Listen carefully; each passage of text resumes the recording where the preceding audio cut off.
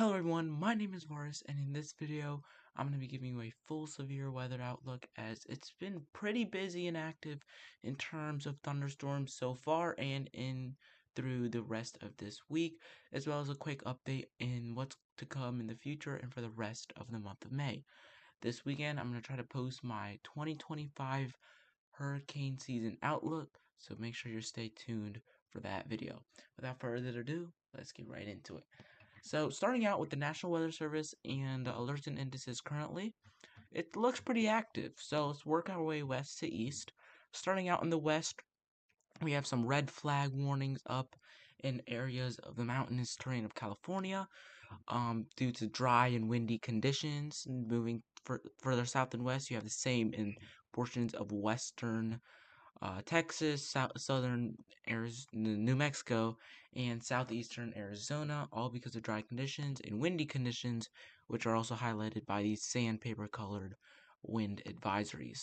These darker colors are actually freeze warnings, as it is pretty cold in the upper elevations, and then these more, you could say, indigo colors, violet-ish, are winter weather advisories that are actually still reflecting that we still have winter weather going on in the higher elevations. And then the lower elevations, rain is leading to flooding. Now, in the central plains, we have a widespread tornado watch, as it's going to be a very active rest today and evening, which I'm going to get right into, as we have a moderate risk up right now for severe weather. And then just to the east of that, flood watches and warnings are spread out through the deep south. Further east, we have some flood watches in eastern and southwestern portions, eastern Kentucky and southwestern portions of West Virginia. And then up in northern portions of Pennsylvania and southern New York, we have some frost advisories, believe it or not, as a cooler air mass is going to set in before our next rainmaker. So that's that.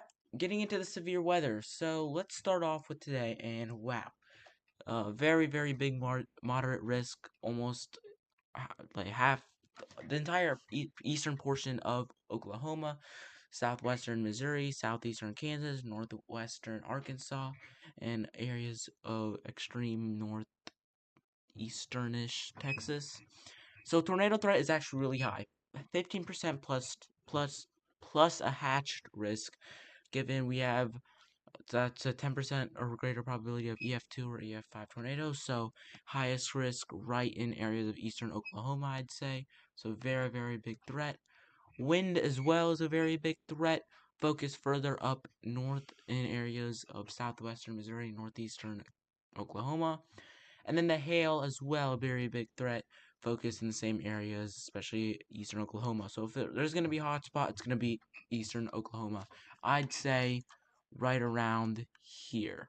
Okay, because remember the wind threat is a little more north. So that is that part. Yeah, up there I'd say. Going on to day 2, all of this moves eastwards, and we have an enhanced risk. So still pretty high tornado risk, as well as wind, and hail is a little lower. And then going into day 3, it weakens out, and we just have a marginal risk left over. And then days 4 through 8, you can see, don't really have anything for now. So let's walk through the runs tonight. Here, just going to refresh it. Let's walk it through. So this is 3 p.m. This is technically Eastern time for me. So this would be around Central time, West Mountainous time-ish. So around this, I'll just go through afternoon, evening. So around early this afternoon, we'll start seeing cells pop off in central portions of Oklahoma. This environment is rapid. We have a dry line right here, which is causing the initiation of these storms, okay? And so they're going to initiate, and since the environment is so explosive, they're going to grow rapidly. And this is getting into the evening, late afternoon hours. We have several supercells. I mean, you can see the distinct hooks anywhere from portions of northeastern Texas all the way even getting up into Iowa. Okay, and this continues, and then it starts to head out. But I mean, you can see even areas like St. Louis has already been impacted by severe last week. We're gonna have another round overnight too, so nocturnal tornadoes may also be a pretty big threat. Now, with these cells, there's a lot of moisture, okay, because we have a direct Gulf transfer, and so we're gonna have lots of tornadoes that may be rain wrapped in these areas, especially areas in here, I'd say, where you see more of the steadier rain surrounding the supercells and storms. Okay, so anywhere from now through the rest of the evening and finally ending through tomorrow morning before the threat moves on to the east. We'll go and do the southeast for the enhanced risk tomorrow.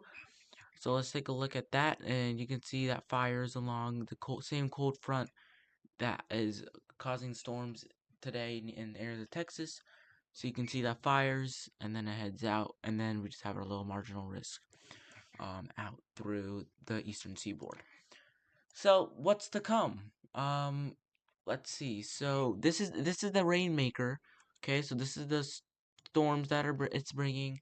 Then the enhanced risk, and then the marginal risk brings rainy weather for the mid-Atlantic, getting into the morning hours of Wednesday through the evening, through the morning of Thursday, through the afternoon, evening of Thursday, and then finally heading out by late evening into early Friday, like midnight on Friday, and it heads out. Colder air actually is able to get behind, and then from there it gets more uncertain. But I mean, it stays active. You can see that.